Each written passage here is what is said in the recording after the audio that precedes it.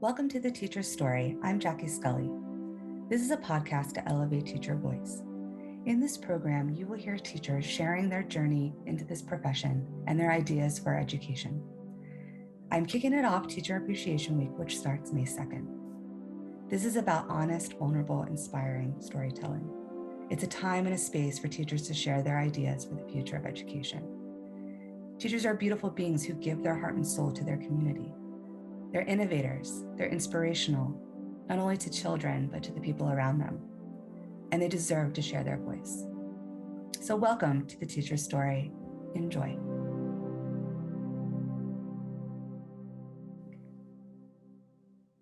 Hi, welcome to The Teacher's Story. I'm Jackie Scully, and today we have Judith Musa with us today. She is a young activist who is really big with sustainability. She is part of the Sustainability Community Development Ambassador to Africa. She has taught in Kenya. She's also a teacher in leadership. And one of her greatest passions is mentorship, and she's working on a book. And I am hopeful that she will share a lot more about that at the end of our interview. So welcome, Judith. Thank you very much, Jacqueline. So my first question for you is, what was your inspiration to work with kids or young people, or this work that you're doing in leadership and sustainability? I have been a young person growing up with very little attention from my parents. And I'm really grateful that amidst such a crisis of having very little attention, because while I was in primary school for 8 years, I was brought up by my grandmother, and you can be sure that's a very big difference of generations. Yeah, so most of the things she wouldn't understand me, and it was really hard and tough. Yeah, and since then I went to high school. In high school, I found teachers who were really caring about me, teachers who really were amazed by how much I could say, how much I could speak. And at that age, in adolescence, where somebody wants to be listened to, I found really good teachers who listened to me. And besides that, I was a smart student. Okay, I am still a smart student. I'm still a smart student. I really thank God that I have been able to identify my strengths early enough. And I'm grateful today that I had such a good background. So when I finished Form 4, definitely I was in national school. And after that, we have schools in the remote areas where teachers were not enough. And it was somehow a trend that those people who were doing very well in secondary school and they finish Form 4, they can help teachers in the local schools to teach. So that was also one of my reasons as to why I went into education that time. And it used to happen before we joined campus, before we went to the university. There were like about 8-9 months. So with those 9 months, most students who were doing well in secondary school would help teachers in the local remote schools to teach. Wow. And again, I had done a lot of mentorship to my young sisters in my secondary school. I had a very big group of Form 1s and Form 2s who I was mentoring at that time. So the student heart had really sunk into me, and I was feeling like I need to get more into the student life. And yeah, that made me go and apply for a teaching space in a nearby school. Yeah, and I went into the school and I was accepted to teach physics and mathematics. Oh, wow.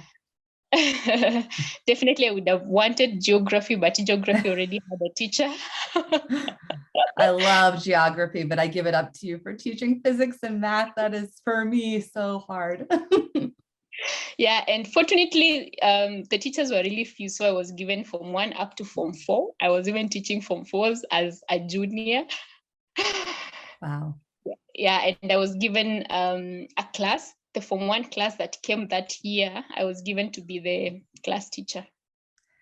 It's amazing. I just think that you have like such a drive, the fact that you said you grew up with, all of these siblings, a big family. And when you have a big family and your parents are working a lot, I didn't grow up in such a big family, but my parents worked a lot. My mom was a night nurse and my dad was a social worker. You kind of take care of yourself, and it can go one or two ways. You could either do what you did and be really strong and really have this drive and be a leader, like in your school and now in your community, and even as a sister, or you could get into a lot of trouble. So I always tell my students about, how I was basically taking care of myself when I was little. And then I helped to take care of my brother.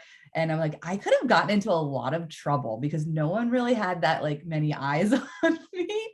But it's kind of like a gift that you have. And ever since we connected on LinkedIn and you became part of the teacher circle, and you have such a big energy in that group, in that community, and just everything with sharing out on LinkedIn, you definitely have this quality of leadership. And I think you're going to bring a lot to young people. So kind of moving into my next part is, what were some of your early teaching experiences like? Or any kind of stories you want to share, aha moments, things that were really challenging, or takeaways? Thank you very much. It was really exciting. I was happy to be a teacher that time. Yeah, one of the biggest challenges, okay, let me start with the negatives. One of the biggest challenges that I found was actually, having come from a humble background, I didn't have enough official clothes. You see, the way teachers are really smart. They have to be smart and good examples in smartness for their students. So for me, having come from a humble background, and my grandma passed on when I was in Form 1. So then I had to live with my parents, although most of the time our holidays would just be 3 months, except in December when he had 1.5 months. And then so I didn't have enough clothes to actually teach. Like formal clothes to wear. Yeah, I didn't have many clothes to wear and be a smart teacher. But I think that didn't really enter into my system more than what I wanted to give to the students. And I'm grateful because even then, the confidence that I had in the content that I was giving them blinded them, that they wouldn't see that this teacher is not smart. And the way that you're saying smart is in fashion and what you're wearing and in dress. Yeah, things that I would want, things that clothes that I would admire other people wearing. And you see in the, for example, in Kenya, teachers are usually taken as people who wear official clothes, not necessarily African wear I love, but they wear some, I can say not African wear, but mostly it's European wear or something. Like a suit or dress pants ties, and dress. Ties, cut suits. You see. So for me, I didn't have those, but I didn't care anyway, because I was confident of what I was to give to the students. And for them, I was really a nice and a smart teacher. They would admire my life then. So that was only a challenge for me, but again, it didn't sink too much. The other thing was, I think the world of students is beautiful, but again, challenging, especially dealing with teenagers at that point. It was really tough dealing with so many issues with these children, because most of them come from very humble backgrounds, worse than mine. Worse than mine. Mine, I think we are highly ranked. For them, they really come from humble backgrounds. And you could tell that some of them don't have parents, they are orphaned, or others are living with their guardians. And there was just so many issues. And then their childhoods, for most of them, they had adverse childhood experiences and early traumas. So it was really hard for them to actually concentrate in class. I'm sure. So yeah, so they had so many issues. A student would come to school and they haven't eaten in the morning. So, and as a teacher, I expect them to understand with an empty stomach. Right. But having gone through almost a similar path, I knew what was happening in the students' lives. And then, so that was another challenge. Most of the students were failing because of these underlying issues that most teachers do not concentrate on. So for me, they really bothered me. It was really tough. But I am grateful that most of them would really come over and open up. If a student, surely they have one pair of socks, they would just tell me, and I am like, oh, let me just help because I know what it means to lack. Yeah, so it was a tough life as a teacher then, and actually as a young teacher. So I have been of late wondering what happens to the older teachers. How much do they have? They should be having lots of loads, but again, it depends on if they are concerned that much, like me. Yeah, then to the positive side, the impact I was making to the students was really heartwarming. I liked that. I liked the fact that they had a big sister to look up to. Oh, yeah. Yeah, and a big sister from the neighborhood, not far, not in a TV, not they are not hearing, they have me there. So yeah.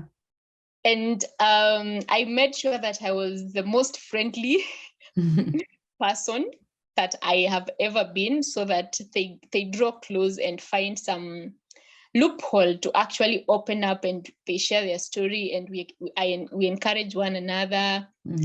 Yeah, and it was really amazing. Like, yeah, because again, in the second term, in the second term, I was the Christian Union patron. It's a Christian school.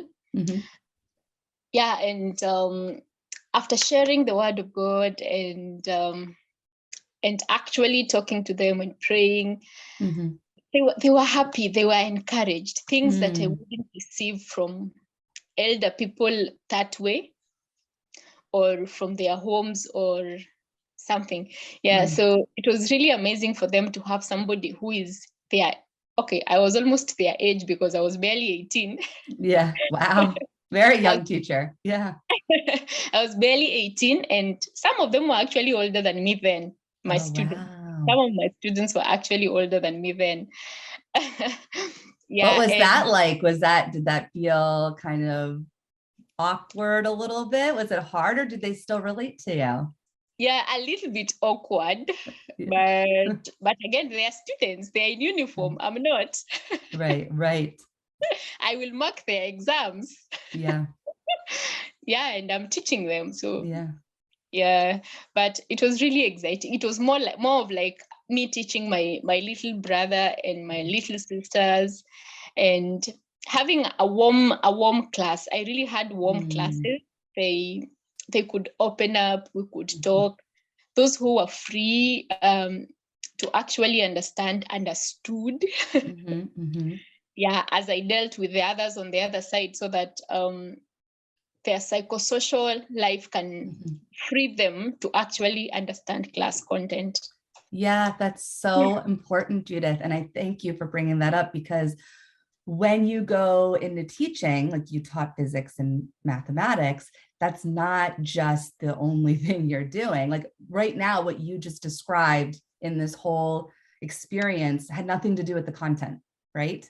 And it's about how you connect with these young individuals, and like you could see what they needed and what they were missing in their life, and you cared for them, and you wanted to like have them come to you. And that's a lot on a teacher, but there's a lot of people like you in these roles because you do care about them and you want them to have their needs met, right? I mean, children who can't eat food in the morning and they come to school and they're expected to learn, they can't do that because they can't concentrate. And so, you know, being able to like learn this about your students' background and like hopefully be able to like, you know, find someone in the school or find some kind of support that could help them with whatever they needed to just have their needs met for school, but then getting to know them as individuals.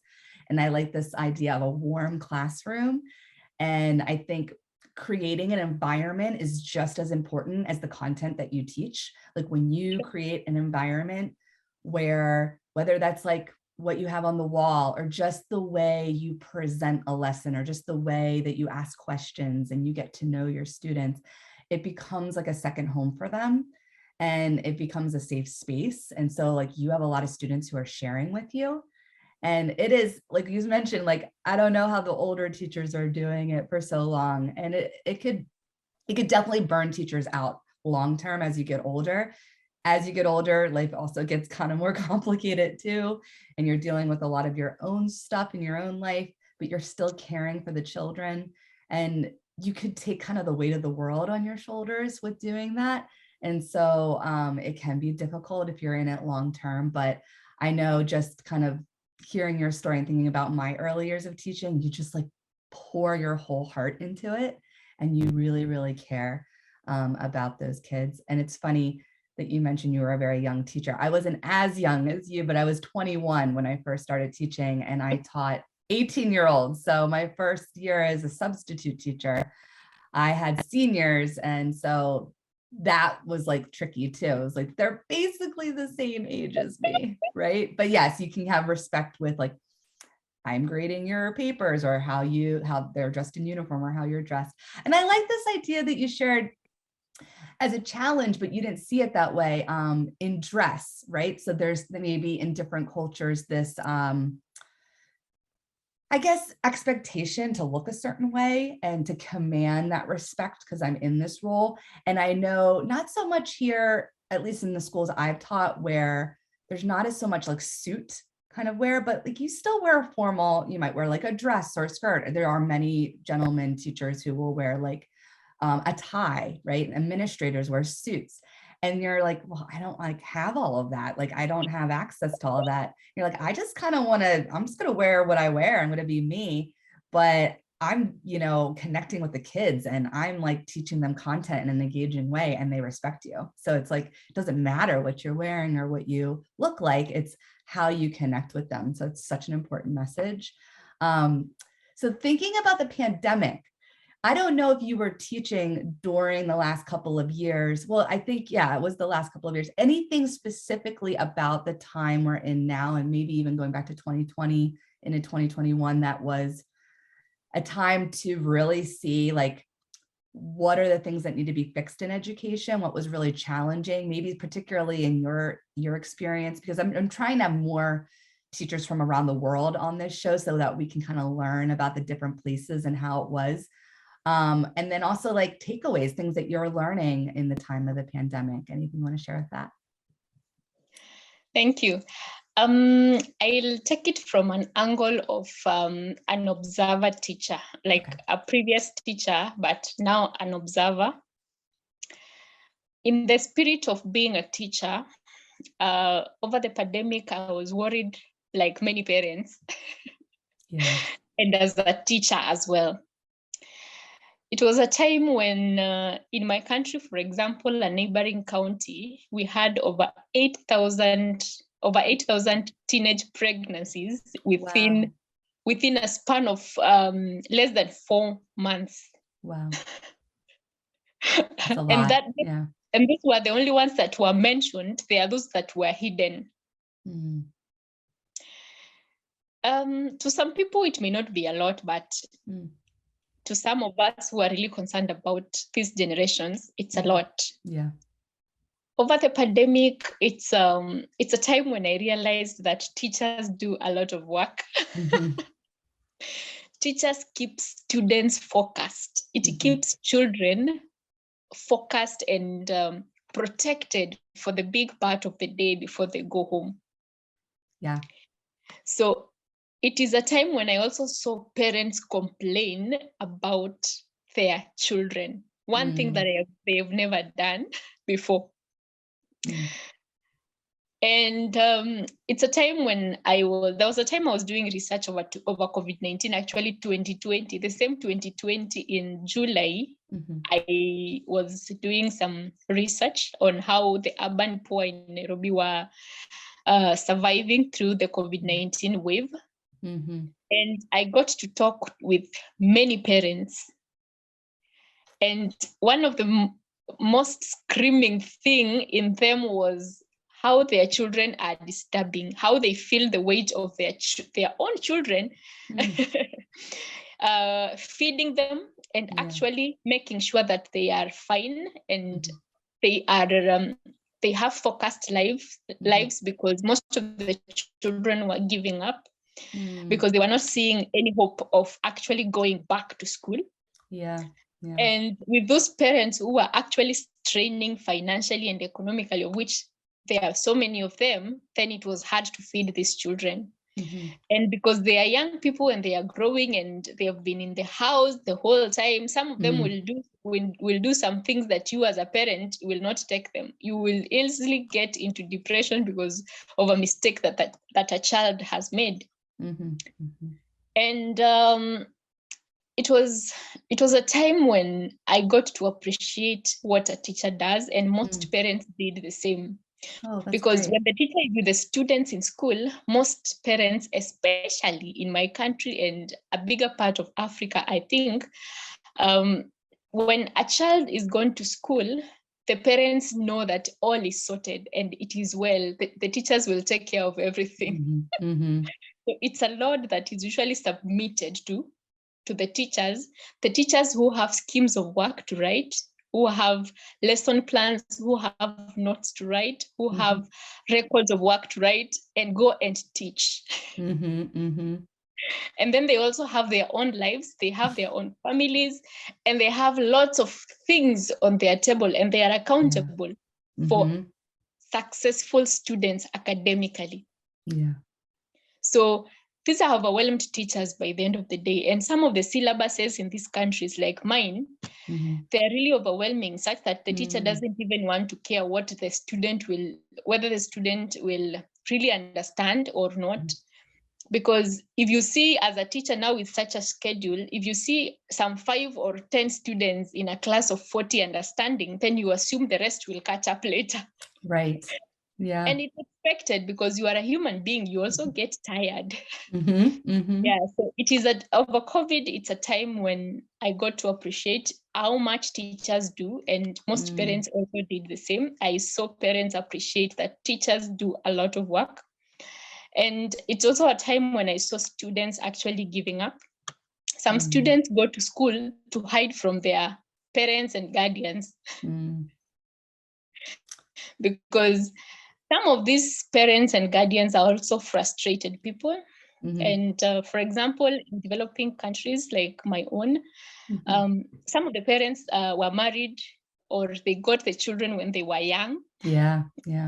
So you can be sure the trauma and the childhood experiences that were bad that they went through. So some of these parents and guardians are actually wounded people. And they're also frustrated about their own lives. And some of them have not grown up to be given a shoulder, especially emotionally and psychosocially, to lean on. So they have just been on themselves. They have hardened toxically. And they don't give such a shoulder to their children. So if it doesn't happen that way, then they may not be as friendly as the child expects. And at such a time of a crisis, then it's a different case. So I saw many children give up. They were asking, so what will happen to us? What will happen to the future? And in most of these countries, we have education as the main thing or the only thing that will make us successful. Yeah, the way education is emphasized, like in my country, hey, Kenya, it's emphasized until you feel like if you don't study, you will never be successful. But I thank God because the mood is changing, because we have competency-based curriculum at the moment that's coming up. So it's actually going on, but it just started some years not too long ago. Yeah, and actually it's helping the students understand their abilities and be able to practice what they can do from a very young age. And it's giving the students a different view of life. At least there's a different perspective on what happens if I don't pass in the exam. Yeah, and there's more of embracing the skills that a student has. Yeah, so it's something that I noted, and it's also the time that I appreciated the fact that it's good if you have hope to give somebody else a show to be known. Yes. Yeah, so I started mentoring the girls. It's the first time I actually had a WhatsApp group, and I started mentoring the girls. We had topics and we could discuss so many things, and most of them opened up. Others who were feeling constrained at home and in need of somebody to talk to, we gave them a platform to actually open up and talk to us. And yeah, I was really a busy person then because my WhatsApp was always chatting, one person after another. It was always busy. And I made some really good friends there, and they're good girls. They're doing well at the moment, and I'm happy when I see them doing well. Wow, thank you so much for sharing all of that, Judith. I think this is really important to get these perspectives from around the world, because especially being in America, I just think a lot of times, and I wouldn't say like everyone, but tends to just think about the issues we're going through, whereas like the pandemic was, it's a global pandemic and it's still going on. And it's really challenging in a lot of other places, even more so than what we dealt with in America. And I think just to talk about how teachers did so much more. And I think that's like a major part of why there's also a lot of teachers who are like kind of burnt out and leaving, because they're like, we did so much during this time, and I don't know if I could do it anymore. But I like to hear that the parents, I know it's frustrating for them and the students being home all the time or feeling they can't give to them, but that they got to see what teachers do and they appreciate all the work that they do. I think we had a little bit of that and the other side of that in America, where there was definitely a lot of parents who are like, oh my gosh, especially when their kids were home with them, they're like, these teachers do so much. But there was also a lot of pushback. I think in our country, they were getting frustrated with schools being closed so long, and like they're like, we need our kids to go back to school. And then there was this whole like idea of, well, we're not just babysitters too, like it's not just childcare, like, you know, we need to do this well and we need to do it safe. But this is such an important story because we have to learn about what was going on around the world and not just in our own country. And you went through seeing some really, you know, really big challenges, and you still have this energy, and you want to mentor these children, especially these young women, and you see the need there. And so I really commend you for that, because a lot of people right at this time, they can't imagine having that kind of energy and giving so much and continuing on. So kind of moving into our last part, what are some of your ideas for either education in general or with the work that you're doing with mentorship, or you can share about the book that you're writing on mentorship, or anything you want to go into with your future endeavors? Thank you. I'll approach it a little bit from a perspective that I have highlighted previously, that we have frustrated teachers, we have frustrated parents,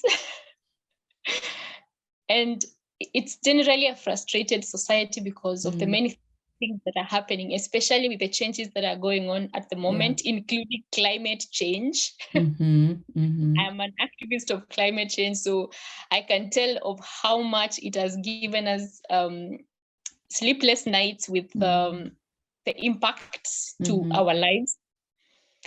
And there's less and less food by day, because the lands that my grandmother and our grandparents and the forefathers used to cultivate, they are no longer productive. Wow. And with that, now we have this new and unhealthy foods around, and the economies are becoming worse by day. So with such a society, And these elder people who have their dreams shattered, somebody feels like I would have been a teacher. And in some of these remote areas, like where I come from, for example, they only know very few professions. Like they know, first of all, there is a teacher, because in every region there is a school. Yeah. So they know teachers are really highly ranked people in the society. And then they know they are bankers, they know they are engineers, they know they are lawyers. And some of us, our professions are actually not known in the society, or they are not highly ranked as others. And with such people, most of the children grow up also knowing that teachers are really nice people and it's a really nice profession. So growing up to be a teacher will give me more credit. And it doesn't happen that way. And so we have these frustrated parents, not all of them, of course, but some, who actually push the children to go and do professions that they feel the children will be good at. So you see, this child, if they are going to become a teacher, or if they are going to become a lawyer, or if they are going to become a banker, or they are going to become whichever that the parents have suggested, or sometimes the society can suggest for a child. Especially if the child is the only one to go, is the first one to go to a higher education. So sometimes you become a community child, or a child of your parents from everything. So the purpose of this child probably is not where the parents want them to. It's not in line with what the parents want them to do. And I'm talking about this because I have met so many students who are frustrated that I am doing this course and I don't like it. I have teacher trainees. Actually, my circle right now of young people has more teachers than any other profession. And with these students who are studying education to go and become teachers, most of them, they are just there because they were told to do education, because they will get a job very fast. And that is not where their heart is. So they go there the first time, the second time, within 2 years, they are frustrated. They don't feel like this is my thing. They don't feel like this is where I belong. What happens after that? They will frustrate these children. They will be now the teachers whose hearts will grow cold to the welfare of these students besides the class content. And having noticed that, I have thought about it, and my heart has been lightened up to actually talk to more and more teacher trainees. Those who are already teachers, it's okay, but as much as they also learn from me, I think talking to the teacher trainees first before they enter into it, or getting them prepared before they enter into education, to understand that they are standing in between generations. Students keep passing through their hands. Like a generation passes, another one finishes, another one, another one, another one, another one. Most of us, we are giving reference to our teachers because we passed in their hands. But how many students are able to give reference to you as a teacher because they passed through your hands? And the student world is really a rich world, because you have all the skills, you have all the innovations, you have all the good things, you have all the smiles, you have all the leaders with you, you have all the professions with you. But what you do with that really matters in the future of the next generation. At some point, I have thought about it, and I have actually made a comment that the society that we see today can largely be traced back to the teachers who taught those students. We can trace the society that we have today and how we are behaving, how we are, all these things that we are having in our country. Largely, we can trace them back to our teachers. What the impact that our teachers made in us. including the values and these virtues that we got from our teachers. Basically, because in some societies, a student really stays in school. Like from home, a student goes, we go to school at 6:30 a.m. Oh, wow, that's early. Yeah, and we go back home at 5 or 6 p.m. Wow, that's a long day. So the whole time, this student has been with the teacher. Yeah, more than the parents. And unfortunately, these days, a child, even at 3 years, they are taken to baby class. Wow. Or even that year that is behind before baby class, babysitting. This one of babysitting, and from there they go to the next one and the next one and the next one. So it is school life all through because parents are busy. Parents are really busy. Yeah, yeah. And so that has brought up the whole idea of students who actually need people to look up to. Their parents have been busy most of the time. We don't blame the parents and guardians because they have been people who have stood in between to look for their feast. They have looked for their food. They have found out their clothes that these students are going to wear. They have bought their uniform, and they have made sure that they have a good shelter. So it is not for them to blame, even though they have a role to play in the life of this child as parents. So again, now you put poverty somewhere, and the fact that parents are busy looking for money and a way of living, and also trying to live their lives, and entrusting the life of their children to the teachers. So it's like like a transfer of responsibility to the teachers. With such a background, then I've realized that most of young people actually do not have people to listen to them. The basic listening, the way you would listen to a child. They tell you sometimes nonsense. Sometimes they will tell you nonsense, but if you listen, then they get confidence to actually tell you more. Yeah, good point. And I have identified that as a really big problem, because I have had really friends who they would tell you that I would rather just keep it to myself than telling my mom or telling my dad or telling anyone. And this is a problem of mistrust versus trust, something that actually comes in at birth. Between birth and 1 year of a child's life, how they are treated there actually contributes more on if they will trust people later or not. And so you see the stages of development. And having realized that, I have seen the gap, and I have felt that it's really a nice opportunity to actually impact generations also. And complete the circle that the teachers are not able to complete. Because for me, I understand teachers are busy and they also have life. And dealing with teenagers and young people is not easy. So if people can come in and actually help teachers, help teachers, help students, then it would be a really nice idea.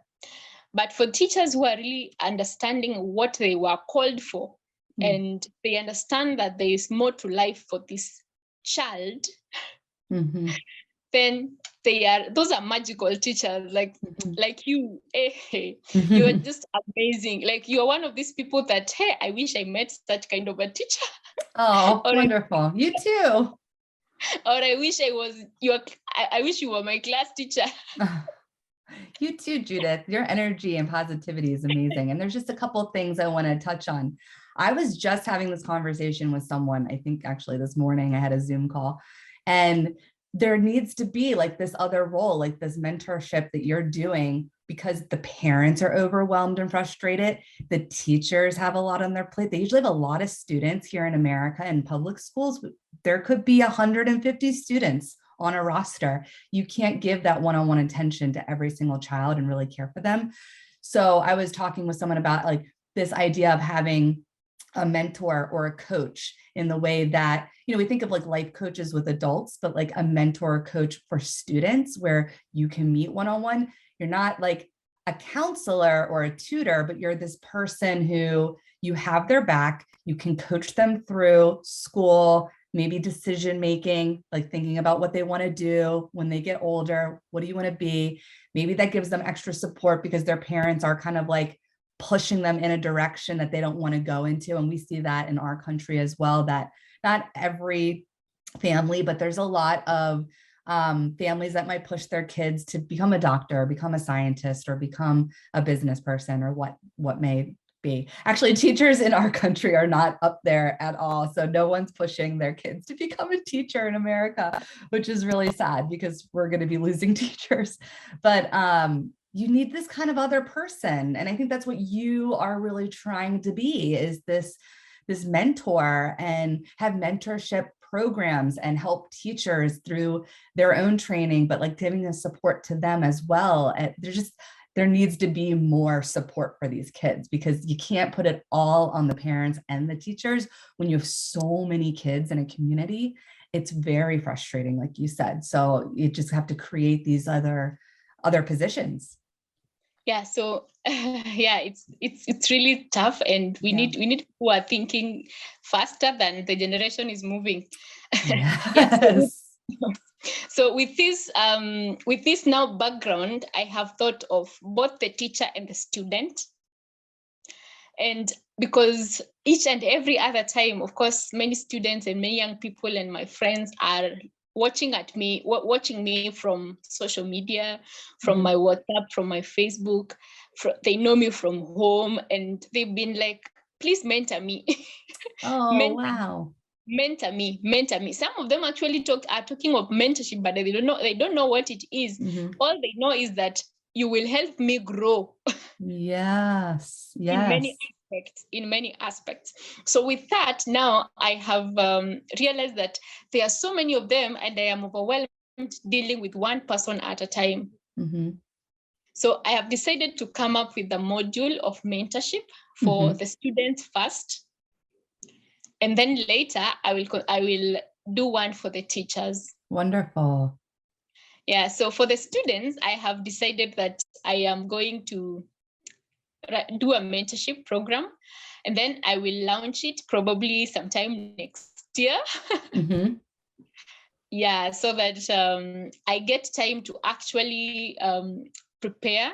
And before then, I thought it is wise if I give the world my story of mentorship. So the book that is coming up is actually on my own story. Oh, great. I think that would be a wonderful book. My story, it's my own story, but I am first of all preparing their mind so that they don't have a mindset of expecting too much from me. So that I have chosen to give them my story. And it's actually going to be around 10 chapters. Yeah, and I have begun by analyzing my roots, like back to my roots. That's a whole chapter. And then I have talked of crushed but soaring. That is another chapter. That was in primary school life, where I was being brought up by my grandmother. And then there's another one of high school, where I am looking up to greater heights. Yeah, but still in dim light. There's dim light. It's not very clear of what exactly is happening, but we are moving. And then I'm also talking about my campus life. Campus life, where I have found mentors, and I'm acknowledging the fact that people can really hold you up. These kind of people are there. They are special, and they are amazing people in this world. So in secondary school, I've also appreciated the fact that it is okay to tell somebody your story and encourage them. Yeah, I think you writing this book and sharing your whole story through all of your stages of development to where you're at now, and then give that to people who will want you as a mentor, there's a vulnerability about it. It's not just people seeing you like, hi, I'm an expert, I'm going to help you, like you said, and they have like these expectations. It's like, no, I'm a human being and I went through a lot in my life. And the reason I'm here now is because I've gone through all of this and I see this generation going through a lot. I know your story, like, here's mine. This is the power of storytelling. And it's why I wanted to start this podcast. And a lot of what I do in the classroom too is with storytelling. Like I usually start the school year with students interviewing family members or friends that are older than them. And they talk about a time in history and their perspective of it. Because to me, like, history is pretty subjective besides like clear facts and names of people. It's who's telling that story, right? Like that is it.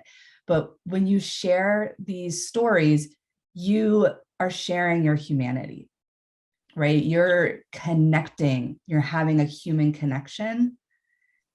And it sounds so simple, but we don't do that enough in this world. Like we don't do it. People And are we busy. need to do it more. People are busy doing their own things. I know. Some of us, as I have said in this evening's post, is actually that we are busy even with our own lives. Yeah, too busy. Too busy. We are too busy even with our own lives. So if you expect people to actually help you that much, then you will be disappointed. Yeah. So in this book, I will finish by saying, please mentor me. That's the final part of it. Please mentor me. So that I now introduce them to the program that I will be launching. And then in a way, through your program, you're not only mentoring people, but you're kind of showing them how to be a mentor. So this is very much like the ripple effect. I talk about that a lot on my posts on LinkedIn and just in general, but like this ripple effect of like, you throw a rock into a lake and there's a ripple and it just keeps going and going and going. And it's like the whole like biblical saying, or religious saying of like, don't just give someone a fish, but teach them how to fish, right? So like, I can mentor you and then I can teach you how to mentor and then you can do that for somebody else. And it just keeps going, which is amazing. That's a beautiful thing to do. Yeah, I have actually realized that there is no perfect mentor. There is no perfect mentee without a mentor. And every mentor is a mentee to someone. Yes, absolutely. So I'm being mentored, I mentor. The person that I am mentoring is a mentor to another. So I am a good mentor because I am a mentee to another person. So we all keep growing. So it's a beautiful thing. I like that myself. I like the world of teaching. You should see me excited when I see students. I would love to. I would love for you to videotape that and put it out there on LinkedIn or YouTube, because I could, just like you were saying, and thank you so much for those wonderful words about, if you were in my classroom, I think I would be in your classroom and just be so excited just to be around you because you're just this like energetic, really beautiful, like positive, upbeat person, but very real. Like you're not trying to fake it, right? Like you have a genuine sense about you because you are like, I've gone through a lot. I've seen a lot. I see other people going through a lot. And you just really want to connect with them. So I would love if you videotaped your class and you posted that somewhere, because I would love to watch it. And I think all of our viewers and listeners would love to do that as well. Judith, this has been a beautiful conversation. I really enjoyed having you on today, and you're doing great work. I think the book you're writing and the program you're creating is going to be wonderful. I have all the faith that you're going to be able to accomplish this and more, and really have this impact on young people in the world. So thank you so much. Keep the title of my book hidden for now. Oh, you don't have a title yet? Or you're hiding it? Okay. I have it. Yeah, it's yes. ready. No, yeah. If you are ready to go later on, you can share. Yeah, I will keep it hidden for now so that it becomes a surprise to the world. And then I'll also begin a YouTube channel not too long from now. Okay. Yeah, and I'll be sharing lots about the many things that I do. So where can our listeners find you? What's the best way that people can connect with you? Is it LinkedIn, or do you have other sources? I have other spaces, but at the moment, I love LinkedIn more. Yeah. So in LinkedIn is where you can find me full time. And I will link your contact information in the show notes so people can find you. LinkedIn's been a wonderful community. This is how we connected. And then we connected on the teacher circle, and it's been really wonderful. I'm going to be sharing this in the teacher circle as well. So thank you again for being on the show. You're welcome. Let's keep following each other. Let's keep connecting. Let's keep soaring in this world of opportunities. We can do this. Thank you, Judith. This has been wonderful. Capable. We are. Great spirit. Have a good day. Have a good day too. Thank you so much. Thank you so much. Bye. Bye.